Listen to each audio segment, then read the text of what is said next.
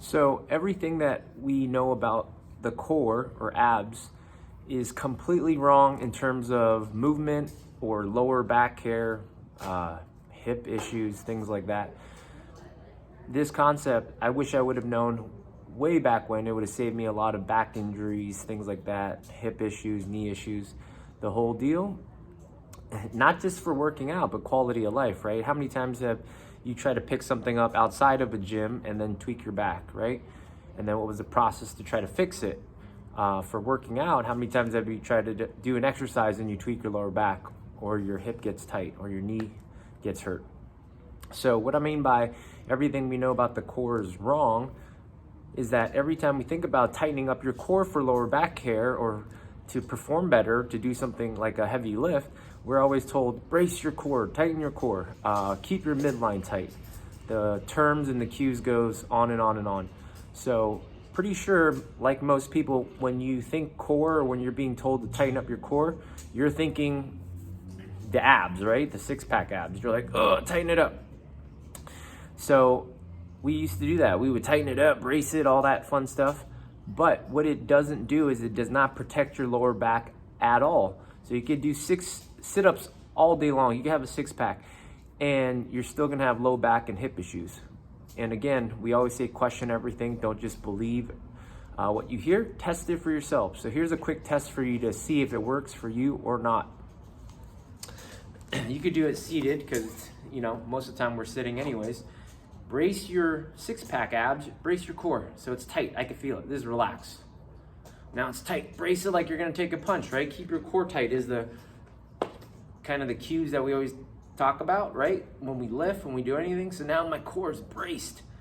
But look, if you keep your core tight, like I am right now, I can round my lower back. I can extend my lower back this whole time. My core's staying on.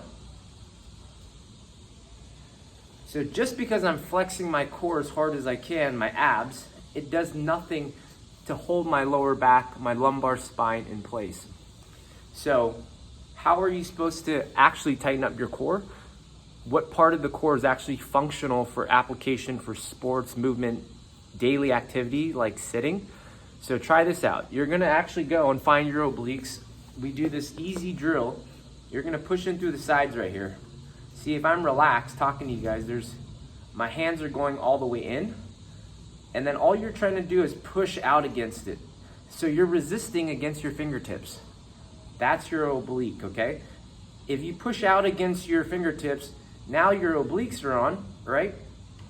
It might take you a while to figure it out, because if you've never heard obliques, the first 8-9 years of doing CrossFit and coaching, I never focused or heard about obliques either. So once you have your obliques on, you can feel the tension, they stay on. Now that your oblique is on, try to round your lower back or extend and bend through the lower back. You can't. You physically can't. So the way that the obliques function, how they work for movement, your obliques are on, it tightens up and it locks in your lower back, your lumbar spine, and then your lower back cannot bend and extend or flex and extend or round. And think about the application, right? That's the whole idea. So if your obliques are on, apply that to any of the exercises you do or daily activities. So if I'm just sitting there and my obliques are off, then my lower back, that's why you see people can sit rounded here, hips tucked in or overarched. It does nothing to protect that. Now, if you're doing a squat or a deadlift or running, right? If you're tightening up the wrong part of the core, the thing that you spend probably hours on trying to strengthen, doing sit-ups, crunches, V-ups, hollow holds, you're really just strengthening your hip flexors and your six-pack abs. It has nothing to do with your obliques, right? So try it out. Do a squat, which we were teaching yesterday. If you're squatting, see how much oblique is on. You can literally just push in through here. Obliques are on. And if they're not on, you could round your spine. And that's really where that butt wink happens when people squat. So test it out for yourself. Again, when your lower back starts to hurt or your hip flexors are tight or whatever is going on, just understand where it's coming from and why it's happening. Your hip flexor, your lower back is now doing all the work because your lower back's able to move, overextend, round. So any movement you guys are doing in life, try to use the important part of the core, which are your obliques.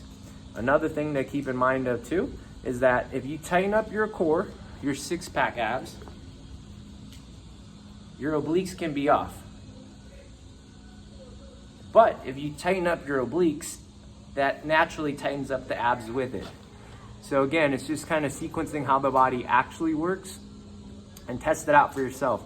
So if you ever have low back tension, hip tension, do a couple squats, pick something up off the ground, you start to feel it in the wrong areas, try that again immediately, bracing your obliques. We like to use this drill because you can actually feel that it's on. And then see that if you squat, deadlift, run, kettlebell swing, sit there, stand there, walking your dog, see if this is on. See if that lower back and hip tension goes away immediately. And then once your body feels a better way, so now that you're squatting or walking with your obliques on, then go back to doing a couple squats, go for another walk without it on, and now it's gonna really show itself.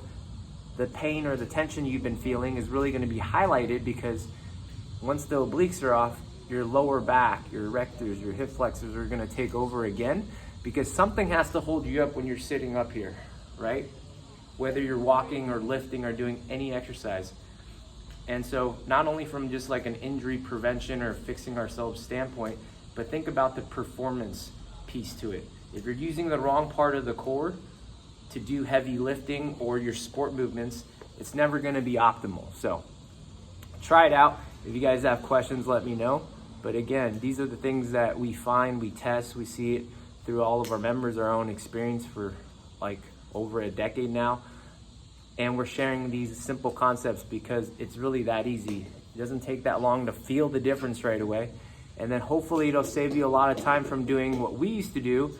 Guess what? When your hip flexors are tight, we would do our hip flexor stretches. We would dig into our hip flexor or psoas. I mean, how many hours have you spent doing that? We would, do a lot of lower back mobility or stretches as well, hip capsule, all that stuff.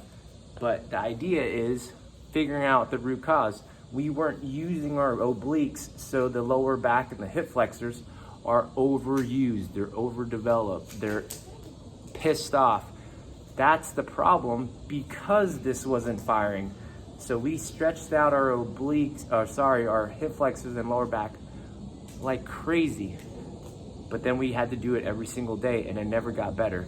And what we're finding is that if you keep pushing into a really guarded or tight muscle that's doing its job, things will start to tear and break. They will, because you're forcing it to do something that it's supposed to be doing. If you're only using your hip flexors to hold everything together, it's gonna get overdeveloped, it's gonna stay tight.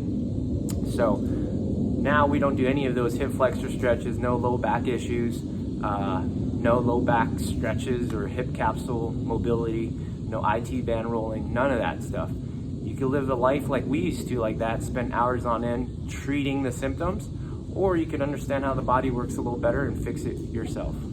So again, I wish this is taught in grade school or someone would have shared this concept with me a long time ago. Would have saved my knees, my lower back, my hips. So if this works for you, pay it forward. So share this with someone else that could use it.